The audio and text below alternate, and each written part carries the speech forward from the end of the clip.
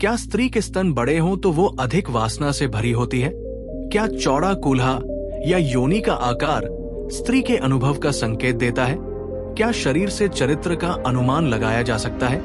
दोस्तों, आज हम बात करेंगे एक ऐसे विषय पर जो आम लोगों की बातचीत का हिस्सा तो है, लेकिन ज्ञान की रोशनी से बहुत दूर। जिस विषय पर अक्सर फुसफुसाहट होती है, मगर कोई स्पष्ट और शिक्षाप्रद चर्चा नहीं होती।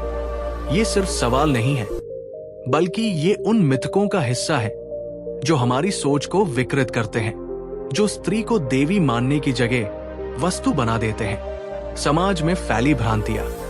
हमारे समाज में स्त्री के शरीर को लेकर अनेक कहावतें, कथाएं और लोक धारणाएं बनी हुई हैं। बचपन से ही सुनते आए हैं, जिस स्त्री के स्तन भारी और बड़े होते हैं वो बहुत कामुक होती है।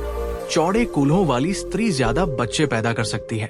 जिसकी योनि ढीली हो वो चरित्रहीन होती है। क्या आपने कभी सोचा इन बातों की कोई वैज्ञानिक सच्चाई भी है, या ये सिर्फ गंभीर अज्ञानता का परिणाम है? आज हम इन सब भ्रांतियों का सामना करेंगे, सिर्फ भावनाओं से नहीं, बल्कि तथ्य, चिकित्सा विज्ञान और आध्यात्मिक ज्ञान से।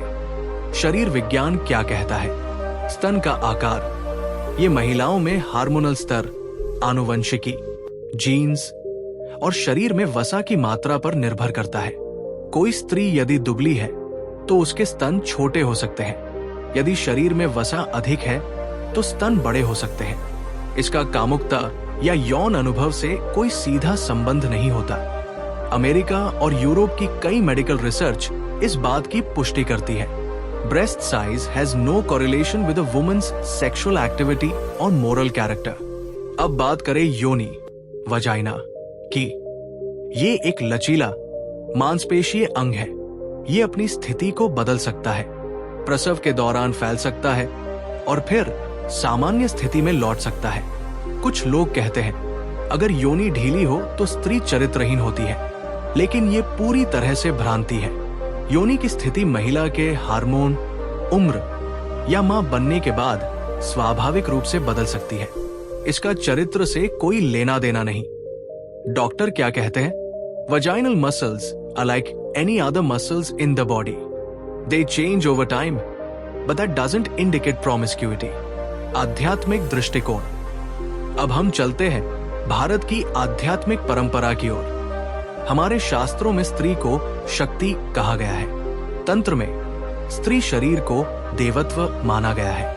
क्या आपने कभी देखा है देवी की मूर्तियों में अक्सर बड़े स्तन और चौड़े कूल्हे होते हैं? क्या इसका अर्थ है कि देवी कामुक थी? नहीं, इसका अर्थ है पूर्णता, पोषण और सृजन। स्तन पालन का प्रतीक है, कूल्हे सृजन और जीवन देने की शक्ति के प्रतीक। योषिता देवता मान्या, योनि ब्रह्म स्वरूपिणी, शिव और शक्ति का मिलन। केवल शरीर नहीं, बल्कि चेतना का योग है। इसलिए स्त्री के अंगों को देखकर भावनाएं नहीं, बल्कि वंदना होनी चाहिए। सामाजिक असर और मानसिकता बदलना। इन भ्रांतियों का असर सिर्फ सोच तक सीमित नहीं रहता। बहुत सी स्त्रियां जो जन्म से ही किसी विशेष शरीर संरचना के साथ आती है, उन्हें शर्मिंदगी महसूस होती है। कोई ब्रा पहनकर अपने शरीर को छुपाती है, कोई शादी से डरती है, सोचती है क्या पति मेरे शरीर को लेकर सवाल करेगा।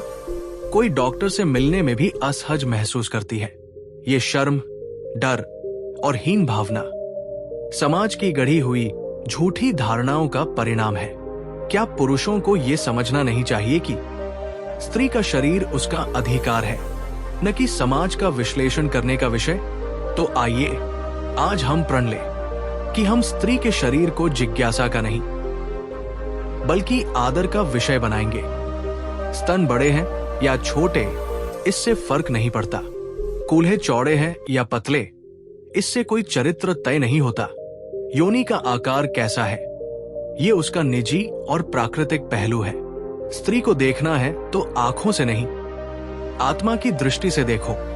यदि आप इस ज्ञान को सहमत हैं, तो इसे अपने भाइयों, मित्रों, बेटों और विद्यार्थियों तक पहुंचाइए, क्योंकि परिवर्तन वहीं से शुरू होता है, जहां अज्ञान का अंत होता है।